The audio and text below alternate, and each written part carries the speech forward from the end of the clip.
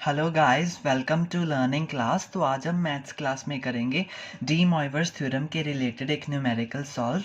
तो previous video में हमने डी मॉइवर्स थ्योरम का प्रूफ किया था। तो चलिए सबसे पहले उसकी स्टेटमेंट ही लिख लेते हैं कि डी मॉइवर्स थ्योरम जो है हमारे पास वो क्या स्टेट करती है।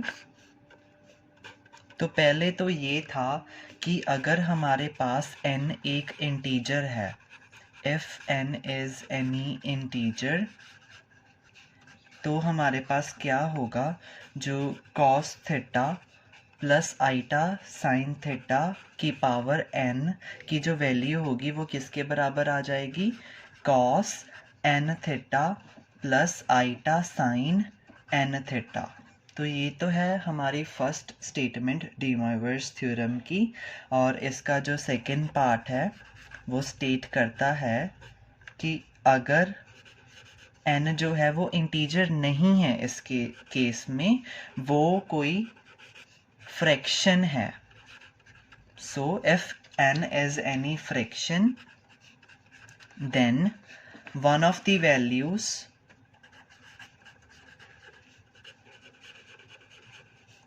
of cos theta plus iota sin theta की पावर n, तो इसकी कोई ना कोई एक वैल्यू जो होगी वो किसके बराबर आएगी, cos n theta plus iota sine n theta. तो अगर तो n इंटीजर है तो जो हमारे पास cos theta plus iota sine theta की पावर n की जो वैल्यू होगी वो किसके बराबर होगी, cos n theta plus iota sine n theta. और अगर n जो है वो फ्रैक्शन है, इंटीजर नहीं है, तो cos theta plus iota sine theta की पावर n की कोई एक वैल्यू जो होगी वो इसके बराबर ज़रूर आएगी, cos theta plus iota sine cos n theta plus iota sine n theta.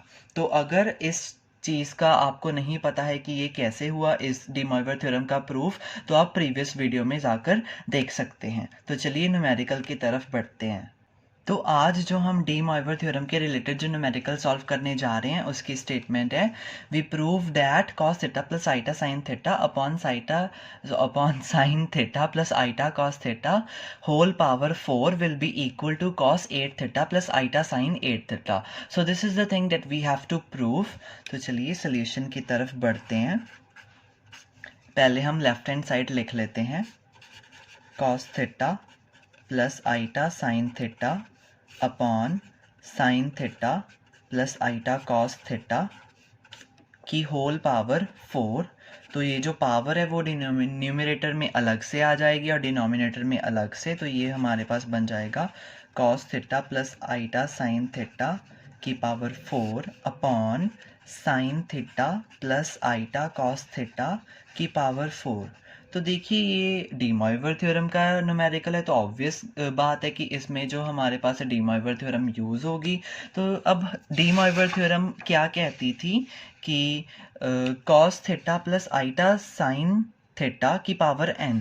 तो क्योंकि अब यहाँ पर हमारे पास पावर क्या है 4, तो दैट इज़ एन इंटीजर। सो हमारे पास फर्स्ट केस यूज़ होगा कि अगर n इंटीजर है तो cos theta plus iota sine theta की पावर जो n है वो किसके बराबर होगी, cos n theta plus iota sine n theta. So for that we need cos theta in a separate way, and with iota we need sin theta multiplied. So in the numerator we have got cos theta अलग है और iota के साथ sin theta ही multiplied है। तो इस पे तो हम De Moivre theorem easily apply कर सकते हैं। बट जो हमारे पास डिनोमिनेटर है उसमें हमारे पास उल्टा है, sin theta अलग है और iota के साथ cos theta multiplied है। सो इस पे अगर हमें डी मॉइवर थ्योरम अप्लाई करनी है तो हमें cos theta अलग चाहिए होगा और iota के साथ साइन थीटा मल्टीप्लाई चाहिए होगा। तो चलिए हम कुछ ना कुछ करने की कोशिश करते हैं कि हमारे पास ये बन जाए और डी मॉइवर थ्योरम इजीली जो है वो इस पे लग सके।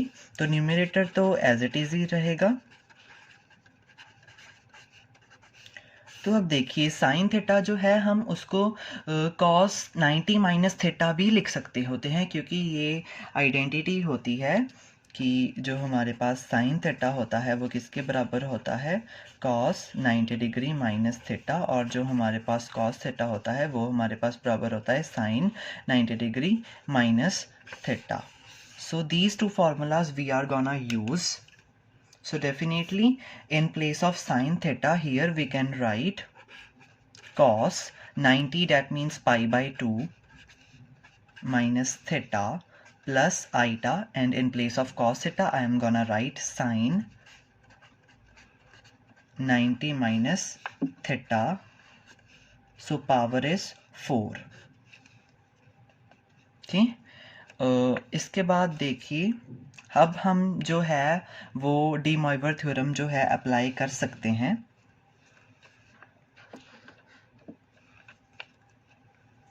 क्योंकि देखिए यहाँ पर तो न्यूमरेटर तो हमारा है ही, और अब डिनोमिनेटर भी जो है कॉस अलग हो गया है और आइटा के साथ साइन मल्टीप्लाई हो गया है। सो डेफिनेटली अगर हम जो है डी मॉइवर थ्योरम अप्लाई करेंगे तो उसके अकॉर्डिंगली जो हमारा n था पावर में वो कॉस n थीटा बन जाएगा, यानी कि थीटा के साथ n मल्टीप्लाई हो जाएगा, और सिमिलरली साइन के में भी जो थीटा था उसके साथ भी n जो है वो मल्टीप्लाई हो जाएगा।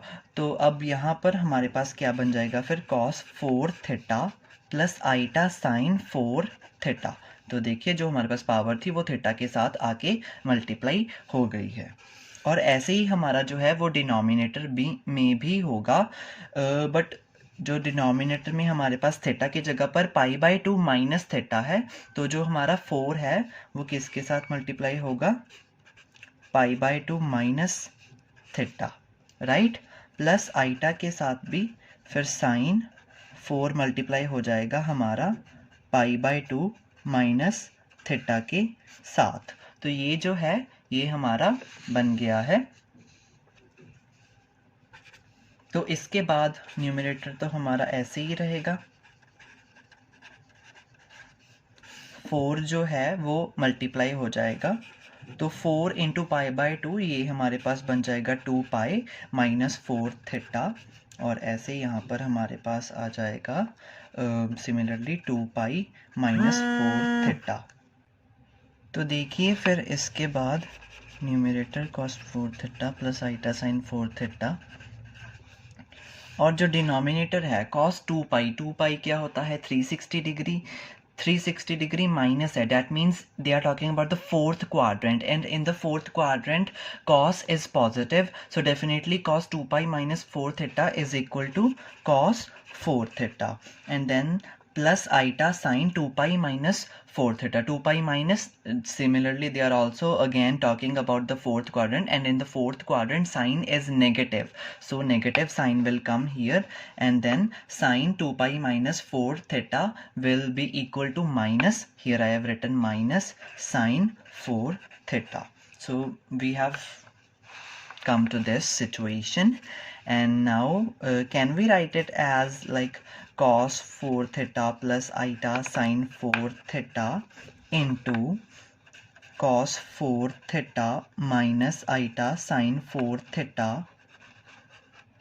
की पावर -1। तो क्या हम इसको ऐसे लिख सकते हैं? यस, जरूर लिख सकते हैं। न्यूमरेटर को हमने ऐसे ही रहने दिया और डिनोमिनेटर को हमने ऊपर ले जाकर उसकी पावर जो है वो -1 कर दी है। तो क्योंकि अब देखिए -1 भी जो है वो क्या है हमारे पास, इंटीजर, -1 भी एक इंटीजर है, तो अब हम उस पर फिर से डी मॉइवर थ्योरम भी अप्लाई कर सकते हैं, तो क्यों ना कर ली जाए। तो देखते हैं ये क्या बनेगा। लाइक ये तो हमारे पास ऐसे ही रहेगा cos 4 theta plus iota sine 4 theta, और जब हम इस पे जो है डी मॉइवर थ्योरम जो है अप्लाई कर लेंगे तो cos 4 थीटा के जो है हमारे पास माइनस मल्टीप्लाई में आ जाएगा, like cos -4 theta, and then जो है हमारे पास सिमिलरली माइनस तो माइनस ही रहेगा, और उसके बाद आइटा साइन इसके साथ भी 4 थीटा के साथ हमारे पास माइनस आ जाएगा। तो ये हमारा कुछ इस प्रकार से बन जाएगा, और इसके बाद ये तो हमारा ऐसे ही रहेगा cos 4 theta plus iota sine 4 theta. पर देखिए अब हमारे पास दो फॉर्मूले और होते हैं कि जो हमारा cos जो होता है माइनस थीटा का वो किसके बराबर होता है, cos थीटा के ही बराबर होता है, बट अगर हमारे पास साइन हो माइनस थीटा का तो वो हमारा बराबर होता है माइनस साइन थीटा के।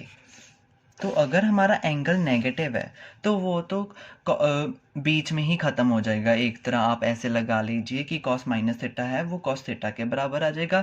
बट अगर साइन में हमारे पास नेगेटिव एंगल है तो वो नेगेटिव बाहर आ जाएगा एक तरह। तो साइन माइनस थीटा किसके बराबर होता है? माइनस साइन थीटा के बराबर होता है। तो इसी को यूज़ करते हुए हमारा जो कॉस माइनस 4 थीटा है वो किसके इक्वल टू आ जाएगा? कॉस 4 थीटा के। बट जो हमारा साइन माइनस 4 थीटा है ये किसके बराबर आएगा? माइनस साइन 4 थीटा के। तो माइनस एक हमारे पास पहले भी है तो ये माइनस माइनस क्या बन जाएंगे? प्लस बन जाएंगे। और उसके बाद हमारे पास क्या बन जाएगा? Plus iota sine 4 theta. तो क्लियरली अब ये जो दोनों है ये दोनों सेम है, तो हम इसे ऐसे भी कह सकते हैं, राइट कह सकते हैं। तो फिर से ये जो हमारे पास 2 है वो क्या आ गया? इंटीजर आ गया। और आइटा के साथ साइन ही है और कॉस अलग ही है, तो डेफिनेटली हम इस पर फिर से जो है वो डी मोइवर थ्योरम अप्लाई कर सकते हैं। तो उसके अकॉर्डिंगली ये हमारे पास बन जाएगा 2 into 4 theta plus iota sine 2 into 4 theta. तो हमारे पास आंसर क्या आ गया? Cos 8 theta plus iota sine 8 theta. So this was the thing that we needed to prove. हम ये लेकर चले थे लेफ्ट हैंड साइड और हमने जो है राइट हैंड साइड के इक्वल टू इसे कर दिया है। तो क्लियरली हमारा ये जो न्यूमेरिकल था कि हमने इसको इसके बराबर प्रूव करना था वो हमारा सॉल्व हो चुका है। अगर कुछ भी समझ में नहीं आया हो तो आप कमेंट सेक्शन में पूछ सकते हैं। होप सो कि आप सबको अच्छे से समझ में आ ही गया होगा। Thank you everyone.